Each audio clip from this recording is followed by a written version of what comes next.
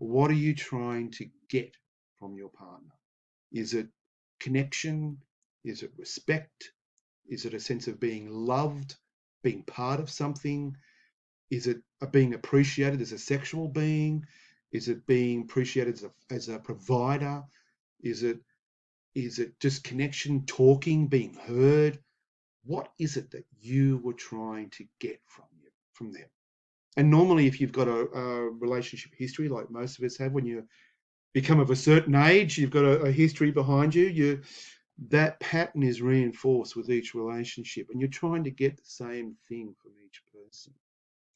If you can identify that, if you can identify what it is that you're trying to get from another person, you can then give that to yourself. And once you give that to yourself and you're able to provide that for yourself, you don't need to be with anybody else. And so you're only with somebody because you want to be. The relationship you have with yourself, of course, is reflected, as above, so below, as within, as so without. It's a reflection. So, what we see in front of us is a reflection of what's inside of us, quite often, 100%. And finding this one thing, I was working in a shared office situation a couple of years ago, and there was a woman that I connected with there, and her and her husband had a great little business, but they were working together all day, and they may take turns going off and seeing clients, but they're working together all day. They've got older kids, and then they go home at night, and they're living together, and that's a hard ask for a couple to work together and live together, and with no separation. It's a hard ask. And so she asked me this question, what would one piece of advice? And so I gave her what's the one thing that you're constantly wanting from your husband, and that causes tension or fighting in the relationship. She came back the next week.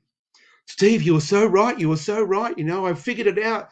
But, after working together all day, I come home and what I need to do is just go blah, blah, blah, blah, blah, blah, blah, blah to him. And I need him to listen to me. But of course, he's a man. So when he comes home from work and he's had the pressure of work all day, he just wants to come home and empty and just veg in front of the TV and to watch a movie or watch this and just do nothing and not have his attention being dragged anywhere. And so, so what she did, they're in a position, fortunately, where, I got myself a counsellor once a week, and now I can talk to my heart's content 1 hour a week. I've got somebody who will listen to me one hour a week, and it's made such a difference in our relationship. And that's pretty simple, that's not a deep, sort of unconscious sort of need, but it's a very practical sort of It's a dynamic, practical awareness of her need. She had a need there. Yeah. And she found another way of satisfying it that was not expecting a partner to satisfy that need.